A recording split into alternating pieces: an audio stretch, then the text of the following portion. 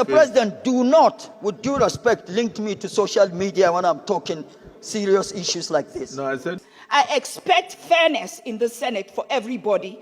Concessions are given to other people. I expect them to be given to me also when it is needed. Senator Siraki Dixon. Yes. I watch you on television. You said no matter what this Senate does, the Senate will not have your vote on anything the Senate does. That's what you said on television. We must have mutual respect for all of our colleagues, okay? And I do have regard for you, particularly as our presiding officer. I appreciate And I think that should be reciprocal.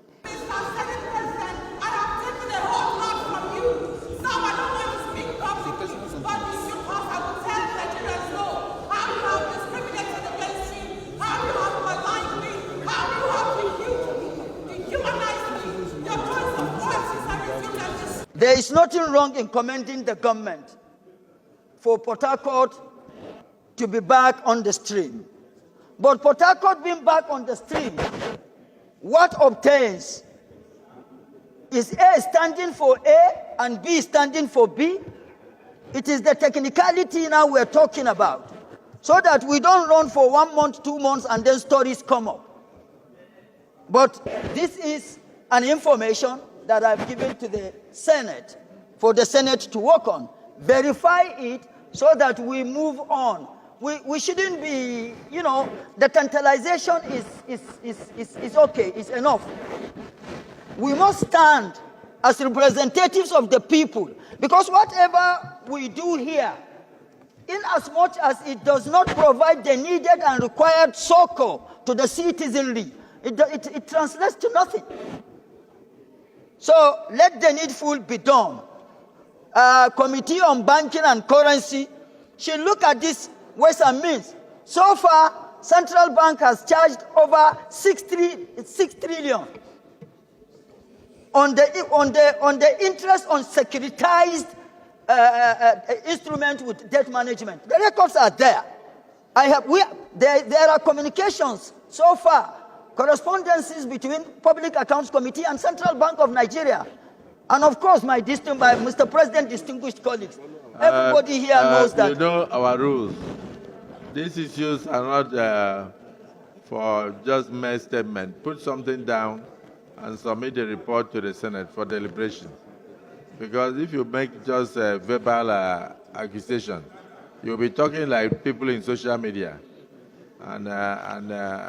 So please, let's have your report on this. So Mr. President, we can take it up. Mr. President, do not, with due respect, link me to social media when I'm talking serious issues like this. No, I said your issues are so serious that they should not be just verbal. Did you hear what I said? I said the issues are so serious that it's not good for them to be verbal. Bring a substantive report or motion on it so that the Senate can take an appropriate decision. And then even mandate the committees on public account and the other relevant committees to go and look into the issues you've raised. For instance, the chairman of the Committee on Banking, and Senator Akpabio, I don't know where he's here. So we should be able to know if up to 6 trillion has been paid by the CBN. There are serious allegations that should not come verbally. They should come in writing, so as CBN will also have the opportunities to defend itself. But outside that, Thank you very much. But if you have not forgotten, I have sent a document to your tax. This petroleum profit tax and what transpired between NNPC and Federal Inland Revenue Service, I sent a document to you more than 3 months ago. Nothing happened. Okay, so go ahead and move your motion. But please start with slight apology to your colleagues for working out on them. No, sir. Then we have a problem there. If you are not humble Okay, enough, I apologize to my if you are colleagues for not working humble out. enough to Okay, apologize sir, to your I colleagues apologize to my colleagues working for out on working them, out. then you won't Now, move your added motion. to my colleagues, I expect fairness in the Senate for everybody. Concessions are given to other people. I expect them to be given to me also when it is needed. I apologize if you did not like how I lost my temper, but I was expecting this to is happen accepted. today. Proceed to move your motion. My apology again, so bad. Mr. President, my distinguished colleagues, my name is Senator Ireti Kingibe, representing the Federal Capital Territory. Note that the Federal Capital Administration, on the instruction of Honorable Minister of Federal Capital Territory, embarked on massive demolition of structures within the Federal Capital Territory. Also note that the demolition, according to the FCT authority, was informed by illegal structures and non-development of allocated plots of land by the FCT administration. Concerned that in recent time, the demolition exercise in the FCT is no longer based on reasons adduced by the FCT administration that necessitated the demolition. Further concerned that the current demolition in the FCT is not in line with due process of court orders to demolish. As such, a cross-section of individuals had suffered untold hardships occasioned by massive demolition, which has led to a loss of properties worth billions of naira. Also concerned that at the moment, an estate by name Messrs. Paulosa, for which late Colonel Paul Osankwanwa Okbebo is the chairman, is currently under revocation and demolition. And from reliable information, the said plot of land was allocated to him in 1984 with requisite title document. And further concerned that the owner of this estate was a patriotic Nigerian who served the nation meritoriously and one of the first intakes of the Nigerian Defense Academy, Kaduna, with registration number 001. Senate resolves accordingly to urge the FCT administration to halt the ongoing revocation and demolition of the said property, as it does not fall within the purview of the reasons for the massive demolition being carried by the FCDA. Also, all demolitions should follow due process. Second prayer. I so submit. Thank you very much. It doesn't stop your. Doesn't stop the motion. Distinguished Senator Siraki Dixon. Yes. I watch you on television. Mr. President, I have and a point of order for which you have recognized me. Listen to me now. Yes. Let's not argue. If we argue, it won't be good for any of us. We are all distinguished people. You are a former governor, I'm a former governor. Let us, please, off the mic, sit down. Please be seated. I watch you on television, and you said no matter what the Senate does, the Senate will never go with you. The Senate will not go with you. You said no matter what this Senate does, the Senate will not have your vote on anything the Senate does. That's what you said on television. I don't know, but I'm saying that if you have already made up your mind to go and talk on television when the Senate has not even considered any issue, I want to let you know. To me, please. I'm not arguing with you. I'm only saying, please allow me to preside. Allow me to preside. Make my point for which. Stand up and make a point. Thank you, Mr. President. Please, we must have mutual respect for all of our colleagues, okay? And I do have regard for you, particularly as our presiding officer. I appreciate And I think that should be reciprocal. Now, the point of order, Mr. President. Henry Siraki Dixon, Bayelsa West.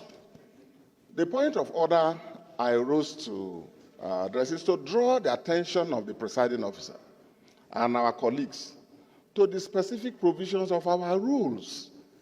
Each one of us is guided by two documents: the Constitution of the Federal Republic, upon which we were sworn, and the rules that govern our proceedings. The proclamation has been read to us, and I wanted to draw your attention, Mr. President, respectfully, and the attention of all our colleagues, to the specific provisions of our rules. Order 135. The framers of this are very exhaustive. Once you say state of emergency declaration, there is a procedure. Can you read 135? Let me read it. Say, look, 133. When the President of the Federal Republic of Nigeria, by instrument published in the Gazette of the Government of the Federation, issues a proclamation of a state of emergency in the Federation or of any part thereof, he shall immediately after the publication, A, B, C, D. Now, since you have read it, now let me go to 135.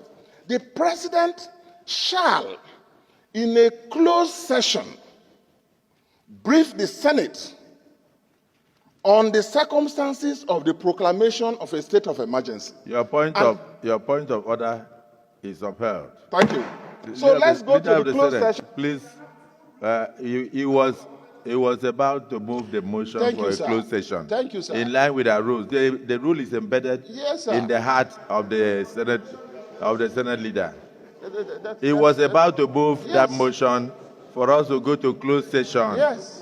When you raise it, but I'm happy that you are reading your rules. So your point of order is happily upheld.